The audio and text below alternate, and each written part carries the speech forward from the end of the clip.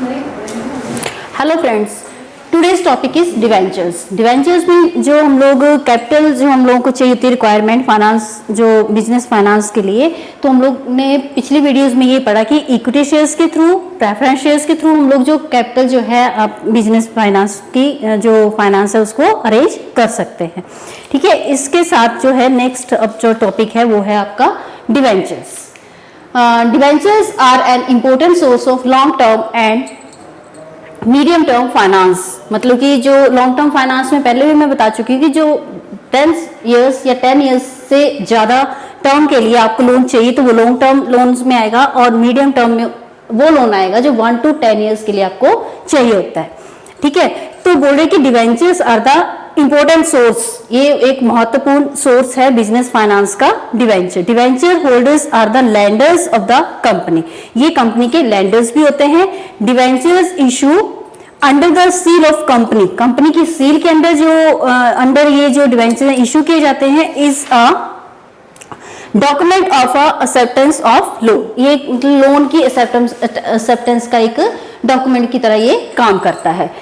Next, according to section 212 of Indian preference share companies act 1956, Indian company act 1956 के under इसकी जो section 212 के under इसकी definition दी हुई है। The debentures are the stock, bonds and any other securities of a company, किसी मतलब ये जो एक सिक्योरिटी की तरह काम करते हैं what ever when ever constituting a charge on the assets of a company और नोट।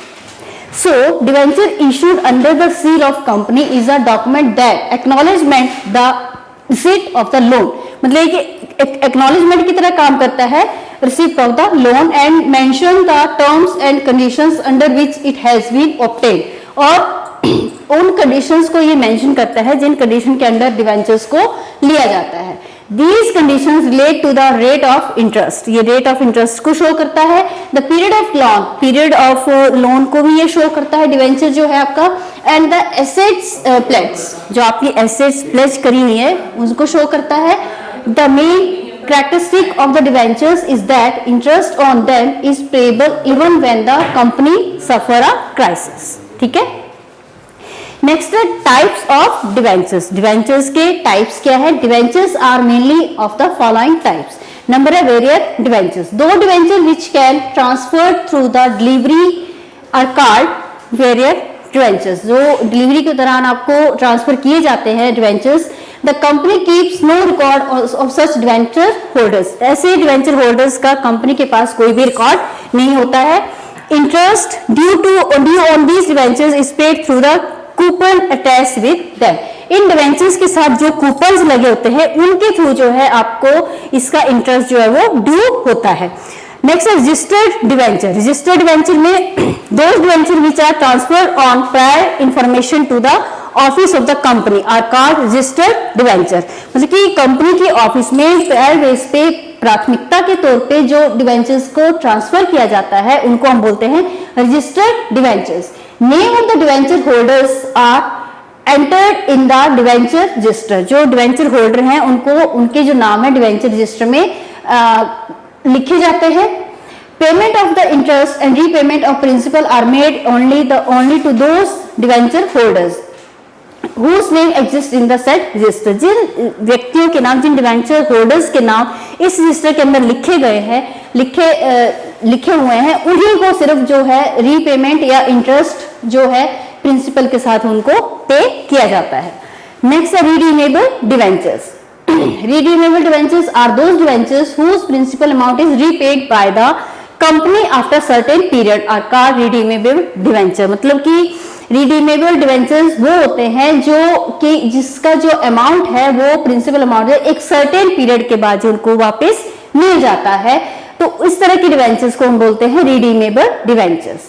नेक्स्ट है irredeemable debenture, those debentures whose principal amount is not repaid by the company during its lifetime, company अपनी पूरी life time में अगर किसी debenture मतलब वापस का पैसा वापस नहीं होता है तो उसको हम बोलते हैं irredeemable debentures. There payment is possible only when the company is bound up, उनके जो बोल रहे हैं कि जो पेमेंट है कब पॉसिबल होगी? कंपनी की बाइंडिंग अप पे। नेक्स्ट है convertible debentures. Convertible debentures when the debenture holders are given the option to get their debentures converted into shares within a given period. बोल रहा है कि when the debenture holders are given option, उनको एक option दी गई होती है कि डिवेंचर जो कन्वर्टेड शेयर्स में कन्वर्टेड करने हैं कि नहीं करने हैं, तो such debentures are called convertible debentures. जो जिन डिवेंचर्स को शेयर्स में कन्वर्ट किया जा सकता है उसको बोलते हैं कन्वर्टिबल डिवेंचर्स। नेक्स्ट है सिक्योर्ड डिवेंचर्स। सिक्योर्ड डिवेंचर में क्या आएगा, those debentures which are issued by the company, company के द्वारा जो इशू किए जाते हैं on the security of its asset, इसकी एसेट्स के सिक्योरिटी के against are called secured debentures. If the company fails to repay the amount of debentures, अगर जो कंपनी है अमाउंट इसका डिवेंचर का अमाउंट देने में फेल हो जाती है, नहीं दे पाती है, then the holders of such debentures have the right to recover their amount by disposing of the asset notice. Next है unsecured debentures. Those debenture against which no assets of the company are notice और called unsecured debentures. तो ये थे debentures के type. उसके बाद आ गया advantages of debentures.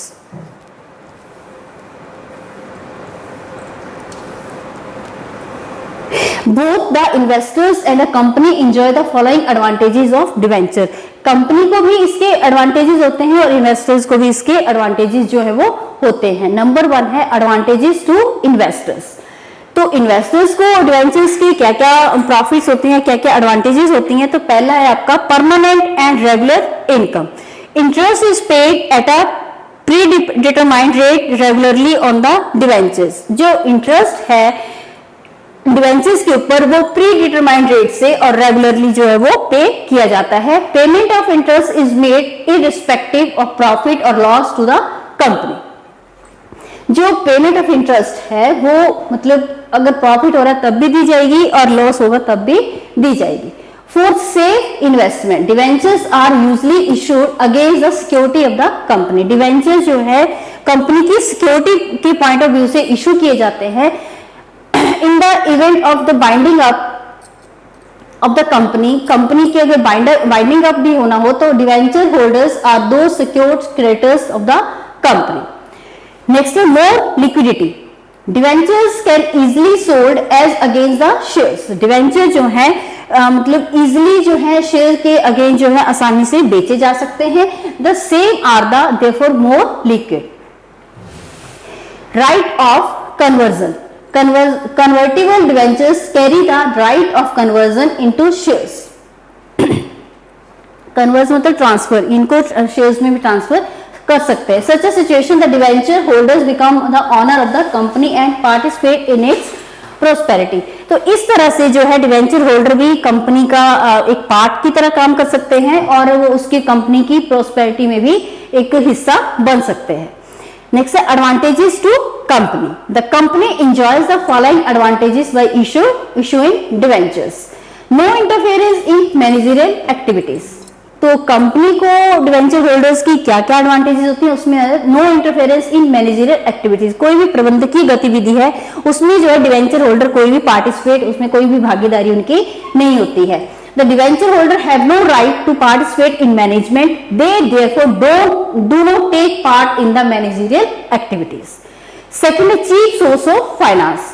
Cheap means सस्ता, ठीक है।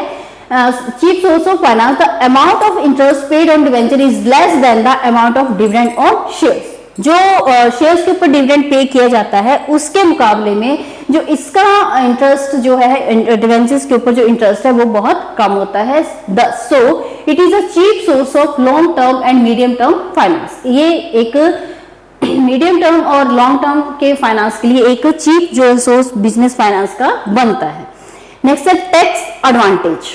Interest on debenture is deducted from the taxable income of the company. अगर कंपनी ने कुछ डिवेंचर्स लिए हैं तो उसका जो ये क्या होगा deducted from the taxable income, ठीक है।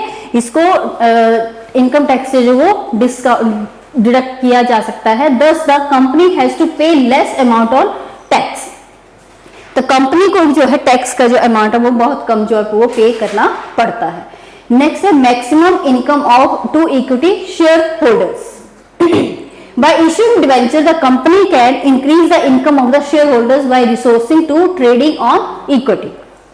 बोल रहा है कि इश्यूइंग डिवेंचर, डिवेंचर के इशू करने से क्या होता है, company can increase the income of the share holder, company जो है शेयर होल्डर्स की इनकम को इंक्रीज कर सकता है by resorting to trading on equity, equity के ऊपर व्यापार करते हुए जो शेयर होल्डर्स की इनकम को जो है वो बढ़ा सकता है।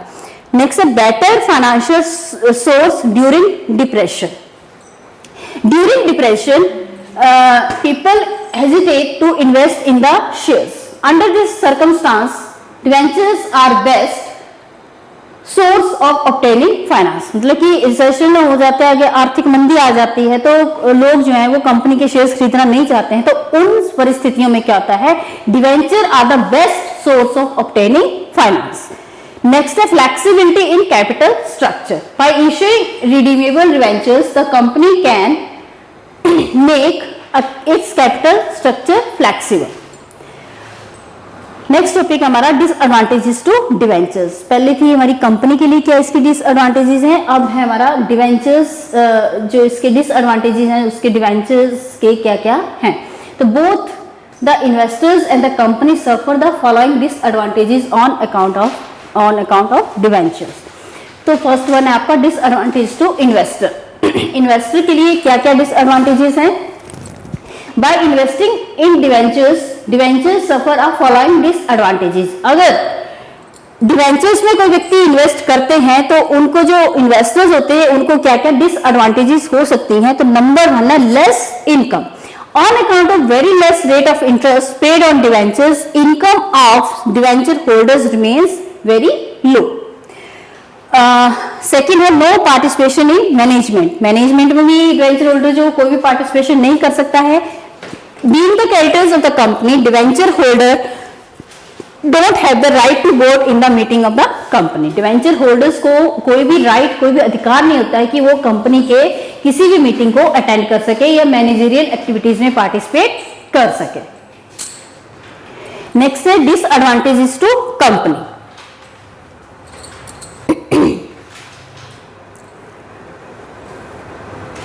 Company suffers the following disadvantages by issuing debenture. Number one है fixed burden. The company has got to pay interest at a fixed rate whether it earns any profit or not. मतलब कि डिवेंचर होल्डर्स को क्या पैसा वापस करना ही पड़ता है, चाहे वो कंपनी प्रॉफिट में हो चाहे वो लॉस में हो। लीगल एक्शन, सेकेंड है legal action possible in case the company is unable to pay interest और रीपे द प्रिंसिपल। अगर कंपनी जो है उसका इंटरेस्ट ना पे कर पा रही है डिवेंचर होल्डर्स का, या उसका प्रिंसिपल वापस नहीं कर पा रही है, तो there is a possibility of legal action. तो शेयर होल्डर्स के उनके जो है कंपनी के ऊपर, कंपनी के साथ जो है लीगल एक्शन भी ले सकते हैं। Next loss of goodwill due to claims on assets. इससे क्या होता है, लॉस ऑफ गुडविल, उसकी जो गुडविल है उसमें भी नुकसान हो सकता है। If the company issuing secured debentures it has mortgage its assets को उसको मोर्टगेज करना पड़ता है। This adversely effect in the goodwill of the company. तो ये जो कंपनी की गुडविल के ऊपर ये जो बिल्कुल उल्टा जो इफेक्ट करती है। Difference between debentures and shares. Debentures और शेयर्स में क्या क्या डिफरेंस होते हैं, तो बेसिस ऑफ डिफरेंसेस में आएगा सबसे पहले रिलेशन विद कंपनी। डिवेंचर्स का जो रिलेशन है कंपनी के साथ वो क्या है, और शेयर्स का क्या कंपनी के साथ जो है रिलेशन है। तो debenture holders are creditors of the company. Debenture holders जो होते हैं वो क्रेडिटर्स होते हैं कंपनी के, और share holders are the owner of the company. Share holders जो होते हैं वो ओनर होते हैं किसी भी कंपनी के। नेक्स्ट है consideration. Interest is paid on their investment. Debenture holders में के केस में क्या है, उनकी इन्वेस्टमेंट के ऊपर उनको इंटरेस्ट मिल रहा है, और शेयर्स के केस में क्या होता है, dividend is paid on their investment. तो उनकी इन्वेस्टमेंट डिविडेंड जो है उनकी इन्वेस्टमेंट के बदले में जो वो दिया जाता है। नेक्स्ट है participation in management. Participation in management में क्या आएगा, debenture holders have no right to participate in management. Debenture holders जो है वो मैनेजमेंट में किसी भी तरह से पार्टिसिपेट नहीं कर सकते हैं। Share holders have a right to participate in management. Share holder जो है इनको एक राइट होता है, अधिकार होता है मैनेजमेंट में पार्टिसिपेशन करने का। Next refund of capital except redeemable debentures, capital is refunded in respect of all other debentures during lifetime of the company. Except redeemable preference shares, इसमें शेयर्स के केस में क्या है, except redeemable preference shares company does not refund capital in respect of all other shares during its lifetime. Next आपका है tax advantage.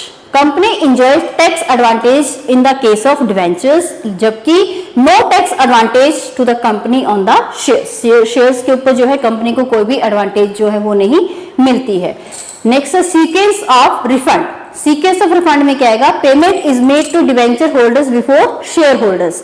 जो debenture holders को payment होती है वो शेयर होल्डर्स से पहले होती है, और शेयर्स के इसमें क्या होता है, payment is made last of all equity share holders to equity share holders. Payment equity share holders को क्या है, सबसे लास्ट में जो पेमेंट जो वापस मिलती है. Next ploughing back of profits और रिटेन प्रॉफिट. ये क्या चीज होती है कि company does not distribute all its profit among the share holders as dividend. जो कंपनी है वो अपने सारे ही प्रॉफिट को शेयर होल्डर्स में डिविडेंड के रूप में नहीं डिस्ट्रीब्यूट नहीं करती है, rather a part of it is retain from the general reserve. तो कुछ पार्ट जो है प्रॉफिट का वो कंपनी जो एक जनरल रिजर्व के रूप में रखती है. This general reserve is used by the company to develop the and expand और इट्स बिजनेस. ये जो जनरल रिजर्व होता है कंपनी के द्वारा जो रखा जाता है, ये किस चीज के लिए, कंपनी की डेवलपमेंट के लिए और उसके बिजनेस को एक्सपेंड करने के लिए. This general reserve is used by the company to use of undistributed profit is this manner is called plowing back of the profit. मतलब प्रॉफिट को जो है वो बचा के रखना. It is also called self financing. ये इसको हम सेल्फ फाइनेंसिंग के रूप में भी समझ सकते हैं, जान सकते हैं.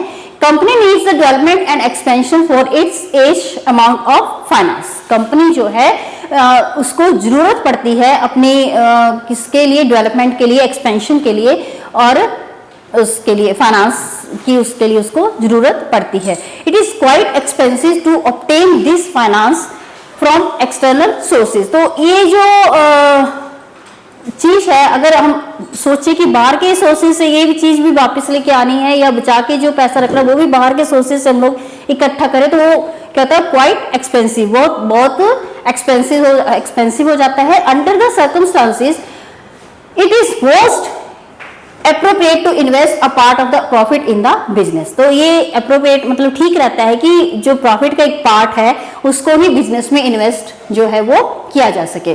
तो ये था हमारा रिटेन्ड प्रॉफिट का क्या मतलब है. नेक्स्ट वीडियो में हम लोग करेंगे इसके advantages and disadvantages. Thank you.